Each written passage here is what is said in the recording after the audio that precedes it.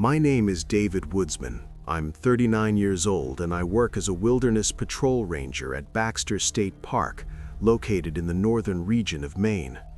My responsibilities encompass wilderness monitoring, ensuring visitor security, and managing search and rescue missions throughout the park's expansive 209,644-acre pristine natural territory. Before I share my experience, please leave a comment telling us your location. I've dedicated 12 years to park ranger work, with the most recent 8 spent here at Baxter State Park. This location houses Mount Katahdin, marking where the Appalachian Trail ends in the north, surrounded by some of the Northeast's most isolated wilderness terrain. Our annual visitor count reaches approximately 60,000, though extensive portions of the park remain largely untouched by human activity. My story takes place last September, right in the middle of autumn hiking season. I was leading the investigation into Jennifer Walsh's disappearance, a 25-year-old visitor from Boston who had set out for a day hike along the Chimney Pond Trail, which ranks among our park's most frequented paths, offering spectacular vistas of Mount Katahdin's famous knife edge. Walsh checked in at our entrance gate around 7 a.m., documenting her intention to complete a solo day hike to Chimney Pond and back, roughly 6 miles total distance. Her equipment appeared appropriate for day hiking, and she specified her plan to be back at Able Campground, where she was staying, before evening arrived. When darkness fell without her return, other campers contacted park headquarters to report her absence. I initiated search procedures without delay, adhering to our established guidelines for handling overdue hikers in Baxter State Park's backcountry, where meteorological conditions shift without warning and the landscape presents significant obstacles, even for those with substantial hiking experience. The Chimney Pond Trail features clear markings and receives heavy foot traffic, making it highly improbable for hikers to lose their way under typical circumstances. The trail ascends approximately 1,400 feet across 3 miles, cutting through diverse forest before arriving at the pond, a stunning glacial cirque positioned beneath Mount Katahdin's imposing granite walls. At dawn, I commenced my search operation, tracking the trail from its starting point while looking for any indicators of Walsh's journey. Approximately 2 miles into the trail, at an intersection where the Chimney Pond Trail meets the North Basin Trail, I made my first discovery. Her day pack rested beside the trail marker, appearing as though she had intentionally placed it there. Inside the pack, I found all her critical hiking supplies: water containers, provisions, medical kit, waterproof jacket, plus personal belongings, including vehicle keys and ID documents. What alarmed me most was finding her hiking boots also stored inside the pack, despite the obvious necessity of wearing them to navigate the rocky trail ahead. The area surrounding the pack showed no tracks or evidence of any struggle. The trail displayed typical signs of regular hiker traffic, but nothing suggesting Walsh had departed from the marked path either by choice or due to any difficulty that would compel her to leave her equipment behind. I broadened my search perimeter, examining both the Chimney Pond Trail and the North Basin Trail, investigating side paths and possible routes where a disoriented hiker might have strayed. The North Basin Trail ventures into increasingly remote wilderness that sees minimal visitor presence. Roughly 1 mile up the North Basin Trail, I encountered Walsh's hiking attire, neatly folded and placed on a large boulder adjacent to the trail. The garments were stacked in precise order: shirt, trousers, socks, undergarments, appearing as if she had methodically removed each item and arranged them carefully before proceeding into the wilderness. The clothing exhibited no indicators of damage, tears, or weather deterioration. Everything looked recently positioned, despite Walsh having been missing for more than 18 hours at this point. Most troubling was that this clothing arrangement indicated purposeful action rather than any emergency situation or accident. I immediately contacted additional search personnel via radio and established a search operations base near where Walsh's clothing had been located. Throughout the following 3 days, we executed comprehensive searches, deploying ground crews, tracking dogs, and aerial helicopter surveys, covering the complete North Basin region and adjacent wilderness areas. Our search team included volunteer mountain rescue specialists, Maine Warden Service officers, and seasoned hikers with intimate knowledge of Baxter State Park's backcountry terrain. Despite thoroughly covering every reachable location within a logical radius of Walsh's last confirmed position, we discovered no further evidence of her presence. On day 4 of our operation, one of our canine units showed interest in a location approximately 2 miles deeper into North Basin wilderness, in terrain that would prove extremely challenging to traverse without appropriate footwear. This area featured precipitous rocky inclines and thick forest that would challenge even veteran wilderness explorers. We located no physical traces of Walsh in that sector, but multiple search crew members documented unusual occurrences that created discomfort about continuing operations in that specific location. They reported hearing voices calling from sectors where no search personnel were stationed and experiencing sensations of being observed by unseen entities from within the dense woodland. After 6 days, the official search operation was called off once we had explored all plausible scenarios for Walsh's whereabouts. Her status was updated to missing person, and Maine State Police assumed responsibility for ongoing investigation. However, no additional evidence has ever surfaced. Walsh's vanishing matched a pattern I had previously witnessed twice during my tenure at Baxter State Park. Hikers who completely disappeared after leaving behind their gear and clothing in manners suggesting deliberate rather than accidental behavior. In every instance, thorough searches had failed to discover any trace of the missing individuals. I consulted with seasoned park rangers who had served at Baxter for multiple decades regarding comparable disappearances. They outlined a recurring pattern of vanishings occurring predominantly in North Basin and other isolated park regions, consistently involving solitary hikers and invariably resulting in discoveries of abandoned equipment arranged in seemingly intentional ways. One retired ranger shared with me traditional wisdom from the Penobscot Nation, whose forebears inhabited this territory for millennia before the park's establishment. Based on tribal traditions, specific locations within the Maine wilderness were regarded as hazardous for lone travelers, especially those lacking proper spiritual preparation for wilderness travel. This traditional knowledge described entities or influences capable of affecting human conduct in ways causing people to discard safety precautions and venture into areas where survival or discovery becomes impossible. These influences demonstrated greatest strength during particular seasons and in locations holding special spiritual importance. I remain employed at Baxter State Park because this represents crucial conservation work, safeguarding one of Maine's most valuable wilderness areas. However, I now exercise considerably more caution regarding solo hiker safety recommendations, particularly for trails accessing remote park sections.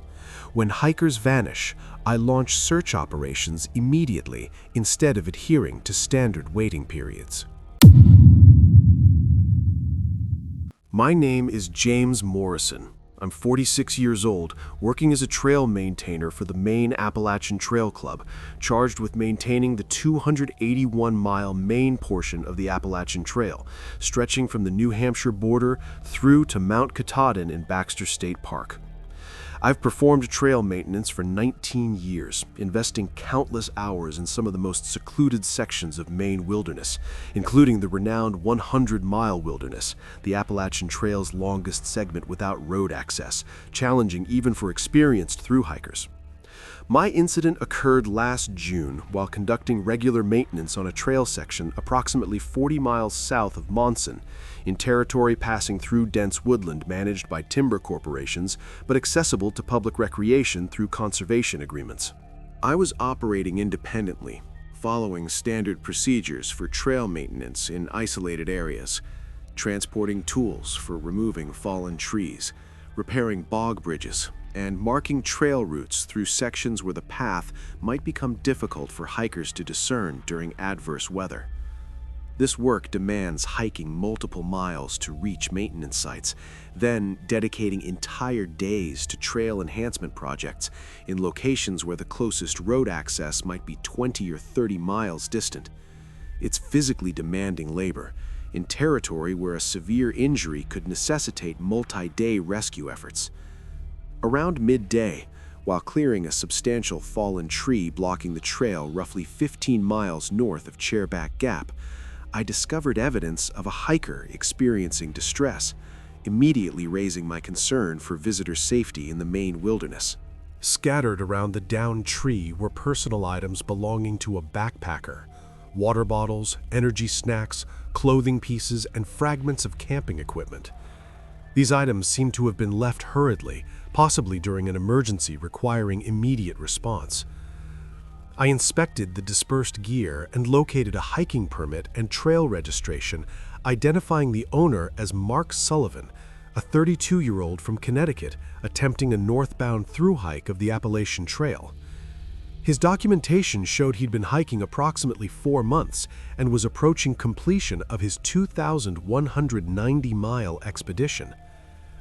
Most alarming was Sullivan's backpack suspended from a tree branch roughly 12 feet above the trail, positioned in a manner that would have been impossible for him to achieve independently. The pack seemed to have been purposefully hung at that elevation, but the location and technique defied reasonable explanation. Using my trail maintenance equipment, I retrieved the backpack and discovered it contained all Sullivan's essential hiking gear: sleeping bag, shelter, stove, and food reserves. Most disturbing was finding his hiking boots inside the pack, despite the clear necessity of wearing them to continue hiking on the rocky Maine trail terrain. I found no footprints or other indicators revealing Sullivan's direction after abandoning his equipment. The trail surface exhibited normal traffic patterns from other hikers, but nothing suggesting where Sullivan might have proceeded or what circumstances precipitated the abandonment of his gear. Following trail maintainer protocols for missing hiker situations, I hiked to the nearest location with cellular service and contacted Maine Warden Service to report discovering abandoned gear potentially indicating a hiker in distress. I supplied GPS coordinates and comprehensive descriptions of my findings. Maine Warden Service launched a search operation within 6 hours, dispatching search teams to the area where I'd located Sullivan's equipment. I participated in the search effort utilizing my familiarity with local trail conditions and alternative routes that confused hikers might pursue. Across the subsequent 4 days, search teams explored extensive territories both north and south of the gear discovery site, examining lean-tos, water sources, and side trails where a lost or injured hiker might seek protection. Despite intensive efforts incorporating ground teams and aircraft surveillance, no trace of Sullivan emerged. The search faced complications due to the remote location and demanding terrain characteristic of the main section of the Appalachian Trail. The 100-mile wilderness encompasses areas where helicopter access faces limitations and where ground searches must traverse vast expanses of dense forest with restricted visibility. On the 5th search day, one team reported discovering additional abandoned gear approximately 8 miles north of the initial location near the Hermitage, a grove of old-growth pine trees serving as a landmark for northbound hikers approaching the conclusion of their Appalachian Trail journeys. The newly discovered items included more of Sullivan's clothing and camping gear, again positioned in ways implying deliberate placement rather than accidental loss. Some items were located hanging from trees at heights requiring climbing abilities to reach. Most perplexing was that the gear was distributed along the trail in a configuration suggesting Sullivan had been systematically discarding his equipment while continuing to hike north toward Mount Katahdin, yet no footprints or other signs of his actual passage existed along the trail. The official search concluded after 8 days once all reasonable areas had been explored and no additional evidence could be found. Sullivan was designated as missing, his case transferred to Maine State Police, but no further traces have ever been discovered. Sullivan's disappearance represented the third comparable case I'd encountered during my years of trail maintenance in the Maine wilderness. In each situation, experienced hikers had vanished after abandoning their gear in patterns suggesting systematic rather than emergency abandonment. I spoke with other trail maintainers and Appalachian Trail volunteers who had worked the Maine section for decades.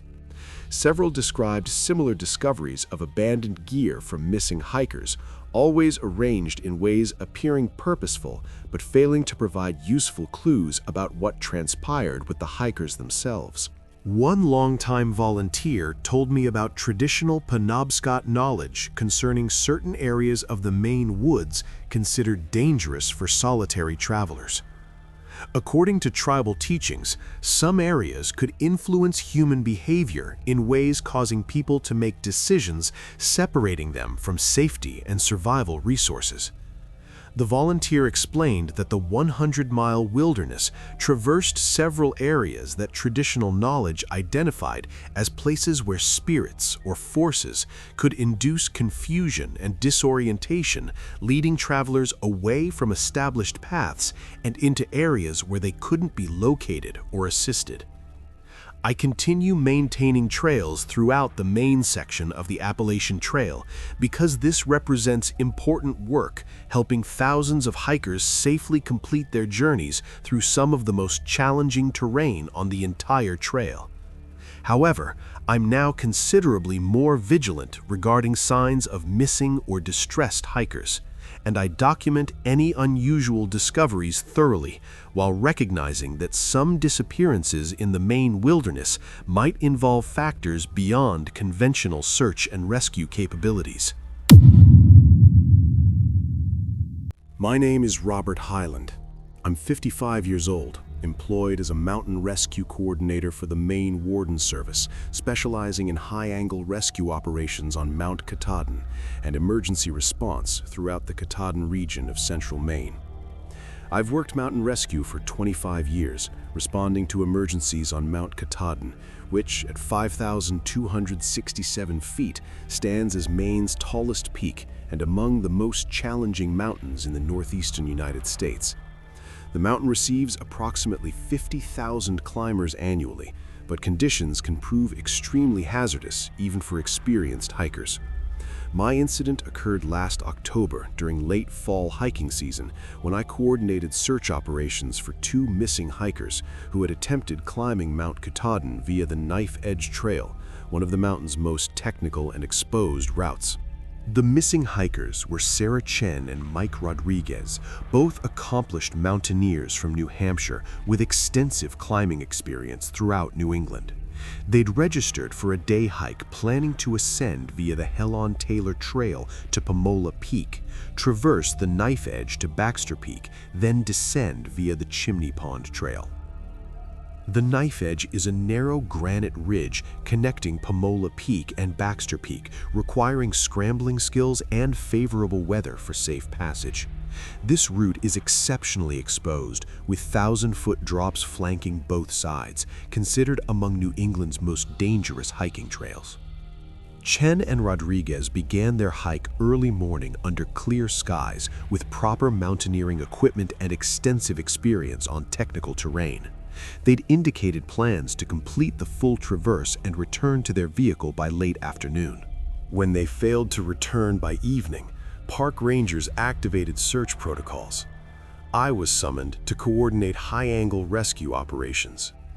Given the technical nature of their climbing terrain and the potential for serious accidents on the knife-edge traverse, we commenced search operations at first light, using teams positioned at multiple points around Mount Katahdin to cover the most probable routes and emergency descent alternatives. The knife edge demands careful navigation, and several points exist where disoriented hikers might attempt hazardous shortcuts or become trapped on technical terrain. Around 10 a.m., one search team located Chen and Rodriguez's backpacks at Pomola Peak's base, positioned near the knife-edge traverse's starting point. Both packs contained complete mountaineering gear, including ropes, helmets, and emergency equipment essential for safely navigating the technical ridge route. Most concerning was discovering both hikers' mountaineering boots in their respective packs, along with their climbing harnesses and technical gear. This equipment would be absolutely mandatory for safe passage along the knife edge, making it incomprehensible why they would have left it behind. We found no signs of struggle or accident around the pack location. Weather had remained clear and calm throughout the previous day, with conditions that should have been optimal for the knife edge traverse. No obvious reasons existed why experienced mountaineers would abandon essential safety equipment. I led a technical rescue team onto the knife edge itself, following the route Chen and Rodriguez should have taken toward Baxter Peak.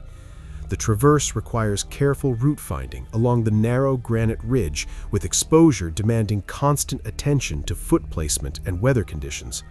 Approximately halfway along the knife edge, we discovered more of their gear: water bottles, food supplies, and clothing items scattered along the ridge in a pattern suggesting they'd been systematically abandoning equipment while continuing their traverse. Yet we found no footprints or other signs of their actual passage. Most puzzling was that some abandoned gear was positioned in locations extremely dangerous to access without proper mountaineering equipment, the same equipment they'd already abandoned at Pomola Peak. The placement suggested technical climbing skills, but without safety gear. We completed the full knife-edge traverse and searched all potential descent routes from Baxter Peak, including the Cathedral Trail, Saddle Trail, and Chimney Pond Trail. Despite covering every reasonable route experienced hikers might use to descend Mount Katahdin, we found no additional trace of Chen or Rodriguez. The search operation expanded to include helicopter reconnaissance and ground teams covering areas around the entire Katahdin Massif. We searched potential fall zones, emergency shelter locations, and alternate descent routes that confused or injured hikers might attempt. After 5 days of intensive searching involving over 30 rescue personnel and extensive helicopter support, we had covered every accessible area of Mount Katahdin where the missing hikers might have traveled. Despite exhaustive efforts, no trace of Chen or Rodriguez was found beyond their abandoned equipment. The case proved particularly challenging because both hikers were highly experienced mountaineers with extensive technical climbing backgrounds. They were familiar with Mount Katahdin and possessed the skills and equipment necessary to safely complete the knife-edge traverse under the prevailing weather conditions. Chen and Rodriguez were officially listed as missing persons, their case remaining open but inactive. Their disappearance followed a pattern I'd encountered several times during my rescue career: experienced hikers vanishing on Mount Katahdin after abandoning technical gear in ways defying logical explanation. I reviewed files from similar cases over the past 2 decades and found a consistent pattern of disappearances involving experienced hikers who abandoned essential equipment in systematic patterns while climbing technical routes on Mount Katahdin. In each case, extensive searches had failed to locate the missing persons. I spoke with Penobscot tribal elders about traditional knowledge regarding Mount Katahdin, considered sacred in their cultural traditions. They explained that the mountain was traditionally approached with specific spiritual preparations and that certain areas were considered dangerous for those inadequately prepared. According to Penobscot teachings, Mount Katahdin houses powerful spirits capable of influencing human behavior and judgment. The mountain demands respect and proper spiritual approach, and those who climb without understanding this relationship might find themselves drawn into situations beyond their control. The elders described traditional protocols for safely traveling on the mountain that included spiritual preparations and awareness of signs indicating when conditions weren't appropriate for human presence. They emphasized that the mountain itself was alive and conscious, capable of protecting itself from inappropriate human activities. I continue working mountain rescue on Mount Katahdin because this represents essential work, saving lives and helping maintain access to one of Maine's most important natural landmarks. However, I'm now considerably more respectful of traditional knowledge about the mountain and more cognizant that some disappearances might involve factors conventional rescue techniques aren't designed to address.